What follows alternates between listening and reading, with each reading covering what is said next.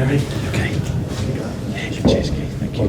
Craig, how are you? All right, lads. Morning. Cheers, thank you. Hello, Luke. How are you? Okay. Thank you, lads. Thank you. Thanks for all your support. Thank you. Keith, do you want to start? Eddie, congratulations. I know it's obviously still very fresh, but how are you feeling after that tonight and what you've achieved? Yeah, it feels amazing. It really does to share that moment with the supporters at the end there. Emotional moments, really, and very, very proud of everyone connected with the club, the supporters, the owners who were on the pitch at the end. It was amazing to be with them, and the whole squad with their families. Brilliant memories. Where does that rank in your achievements as a manager? Yeah, it's a difficult one. I got asked that earlier, and I think the difficulty is there's no trophy. You know, it's an amazing achievement and an amazing thing, really, for where we've come from in such a short period of time. But it feels difficult to celebrate it like you've won a league or something like that. But yeah, it's right up there. Of course, it is. It's an amazing thing at a very special club. You've still not said the word Champions League yet. I told Craig I couldn't. It's maybe next season I will.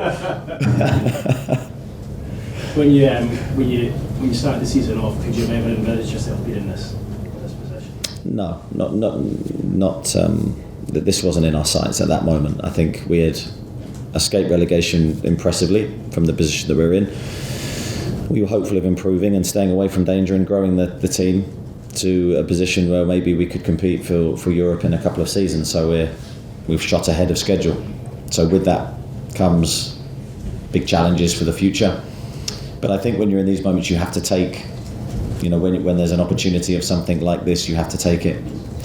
And that's where I can't compliment the players enough, because it's very easy for us to have faded away at some stage during a difficult run or a difficult moment, but we haven't, and that's credit to the mentality of the group. Damien?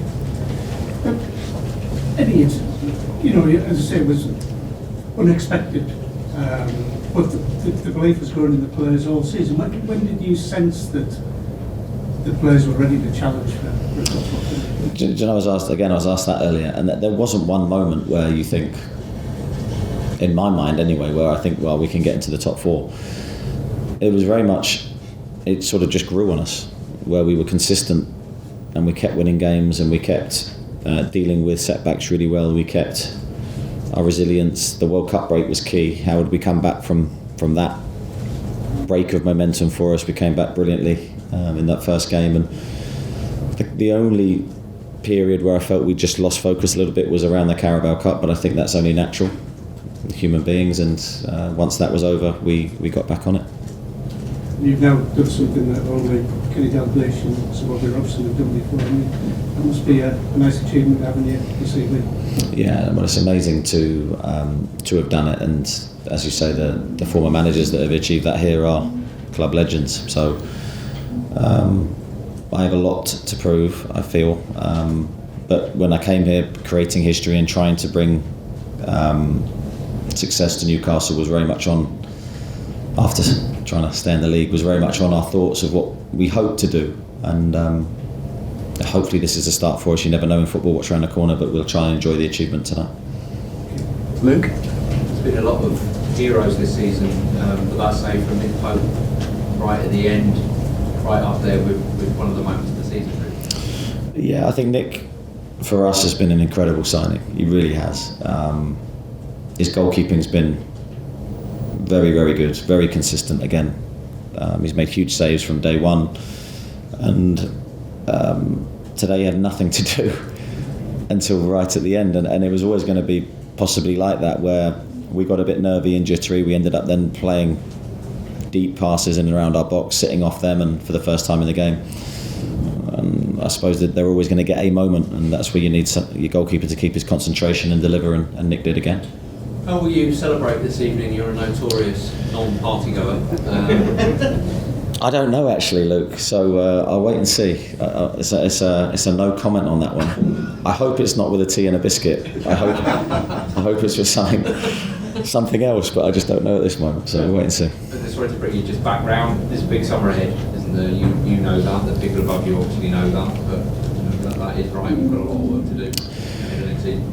Yeah, I think that's where I'm in a different position to everybody else, where my mind immediately now goes to next year, and it's a great achievement, but we want to compete, and we don't just want to enter the competition and not do ourselves justice. So a lot of work ahead. We'll look forward to that work though. Congratulations. Thank you. Ian? Congratulations, Eddie. Thank you. Although you were connected with the club back in the day, have you any specific standout memories of Newcastle? Can you remember the Australia hat-trick, the late goal in final? And will you be maybe getting the DVDs to watch them? I remember the hat-trick. There's one or two other details there that I don't remember.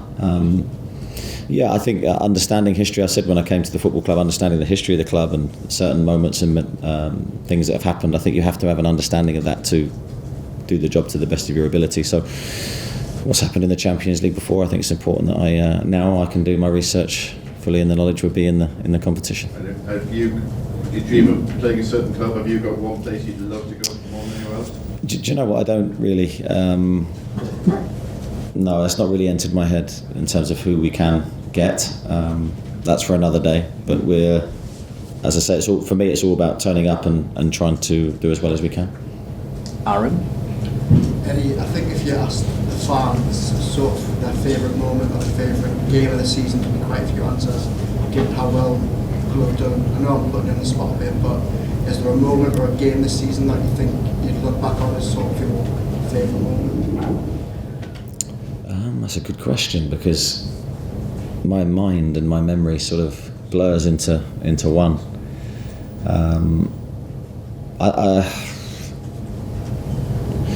I'll go back to the start. I think that the first game of the season is always a vitally important one. So the performance against Nottingham Forest, I thought was really, really good, and I think that in some respects you hope that sets a marker for what's going to follow. I thought that day we did a really good performance, a big win, and we never really looked back from that moment. Jordan? You were sat in this press room in January after taking Newcastle to Wembley. How does that feeling compare? Yeah, slightly different feeling, because I think that day you're as I said earlier, you're going to win or you're trying to win a competition and a trophy, which, as I said when I came here, it was very high on our priority list. To one day, can we achieve something and reward the supporters for all that they've given the club over many, many years with a trophy. This is slightly different. This is a different accomplishment. You're going into now an incredibly tough competition, but the best competition that you can be in. So I don't think the achievement can be underestimated. It's a very, very difficult thing to do. To break that monopoly of the top four is so tough. So I think it's a massive achievement for us, and as I say, we look forward to what it brings. You managed to catch a word with the owners on the pitch at the end, or too loud for you? No, you can always hear them. It was great to have a little chat, and really it was a lot of reminiscing about what happened when we first came together and the position that we were in, and in a very quick time we've ended up in a different situation. So it was sort of a quick snapshot back to that time. The faith they placed in me in that moment, I'll never forget that they trusted me with the club when it was in really difficult times, and hopefully I've justified their decision. So it's it was a nice moment with them. Did you ever imagine personally that you'd be the first man to take Newcastle to Wembley in a lot of years, and obviously the first man to take Newcastle to the Champions League in 20 years? Did you ever believe that would happen and so quickly? I don't think you necessarily believe. You hope. I think in this job that we're in, when you're a football manager, it's very, very precarious. It hangs in the balance. Your future, your fate hangs in the balance regularly. So you hope, hope that you can bring success. You hope that you can be consistent in your work, and the players respond to it. And bringing memories and new moments to the supporters is what drives me. So on to next season. Cheers, Eddie. Congratulations. Thank you very much. Chris at the back? Hi, Eddie. You talk about the big challenge for the players and, kind of going into the toughest of European competitions. Do you get the sense that the city and the supporters are ready for the Champions League? I think you've got no doubt about the supporters. No doubt whatsoever they're ready. They'll grace the competition they'll be an amazing addition for the competition, in my opinion, especially the numbers in which they travel and the support they give. I'd love to bring some great nights to the competition here. We've got work to do. We've got work to do to be ready. We know that. There's a big task ahead of us, but I'm confident we can do it. Exciting one, Absolutely, and it's the type of challenge that you crave and you want, and we'll try and relish it and enjoy it. Miles? Thank you. You mentioned speaking to the owners on the pitch. Did the chairman have a message for you from the players that you've spoken to as a group? I imagine since I've been doing the press, he would have been in the change room. That's just a guess, but I'd imagine there would have been hopefully words of encouragement and recognition of the hard work that the players have given. I've got to say he's an amazing man to spend time with, and he's been nothing but supportive and very, very good for me and the squad. He cares deeply about the results, and so yeah, he'll be, I'm sure, very proud of the team. Obviously, you had to make a late change to the team.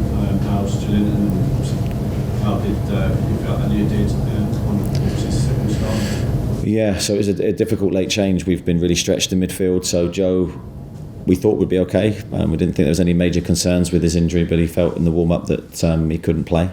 Didn't do himself justice, so unfortunately he missed out. Elliot himself picked up a knock in the last game when he came on, so he wasn't 100% himself, but I thought did really, really well, that considered, and he could be very pleased with how he performed in such a high-pressure game.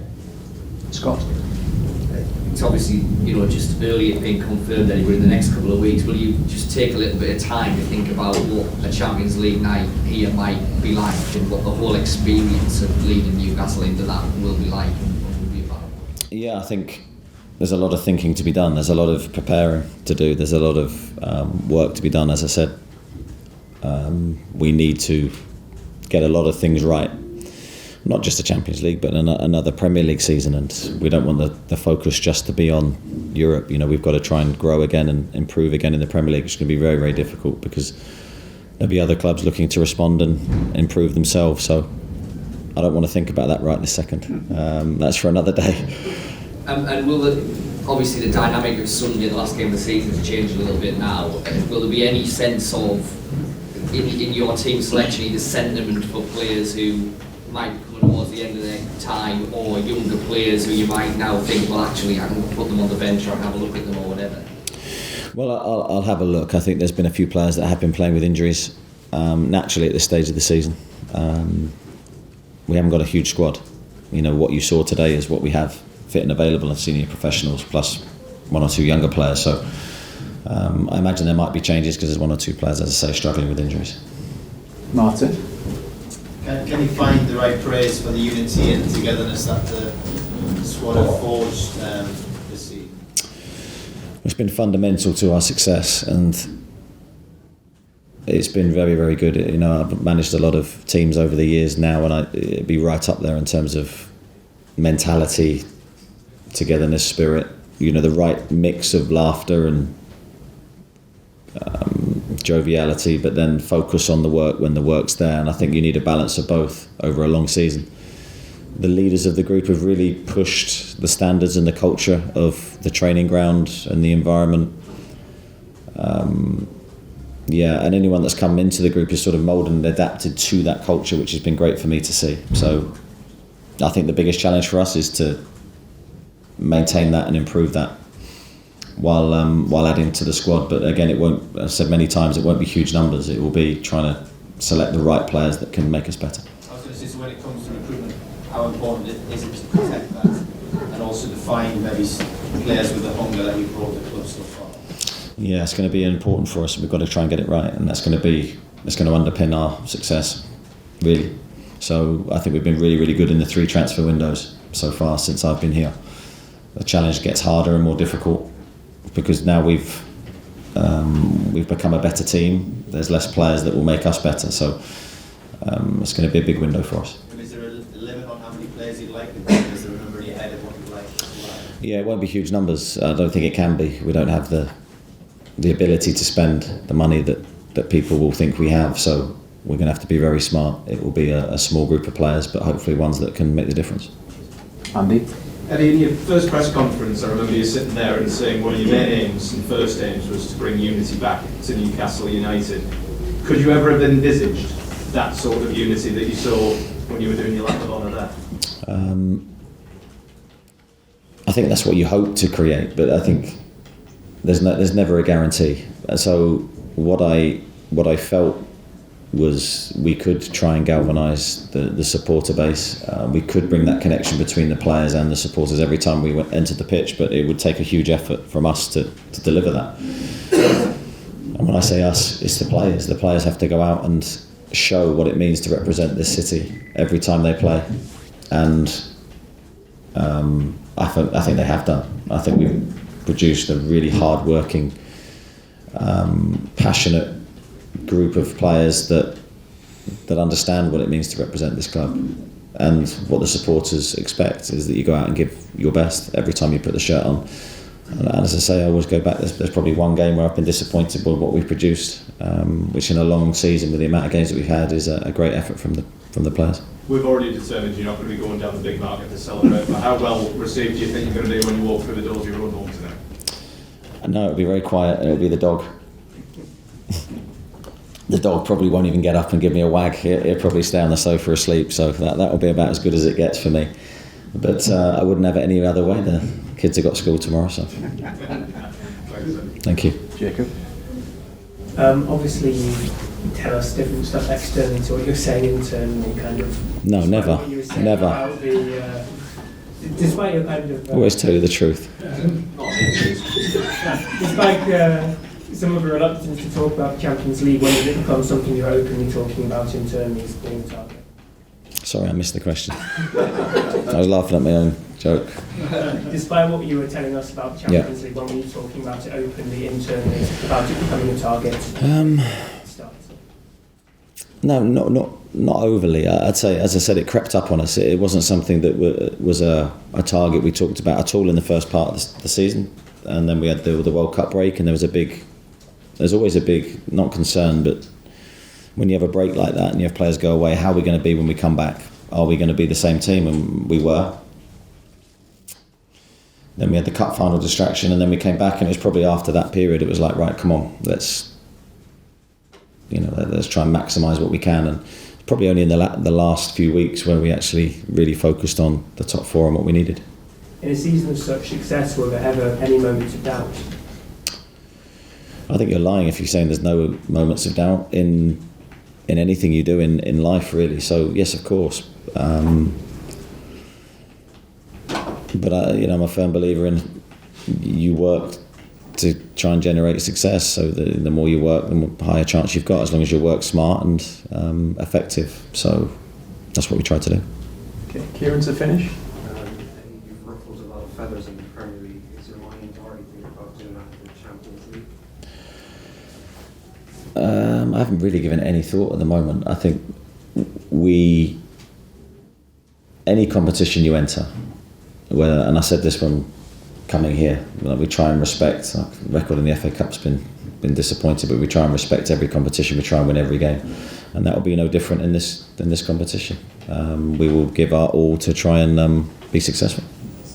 Not just being content with just qualifying, you really want to make a mark in the. Yeah, of course. Otherwise, all the hard work and effort that's taken to get there is, I wouldn't say wasted, but you've wasted an opportunity to try and leave a mark and try and make a dent in a competition that is an amazing thing to be part of. So we want to be in it as long as we can. Is there a bit of emotion tonight as well as some of these players and staff is moving on as well? That might be the last time they're all in the home dressing room together. I think there's always emotion. I've said before, although I'm not outwardly emotional, inwardly I am. So a very emotional night for everybody, really. I think whether you've played the game or not played the game, you're part of something very, very special that hopefully will be talked about in years to come. A club that has an incredible history and that we're really all proud to represent. So I'm sure I'm speaking on behalf of the staff members that are leaving, the players that may move on because it's football. It's been an amazing season, an amazing squad to be part of. Okay, thank you everybody. Thank you. Thanks very much. Thank you. Thanks very much.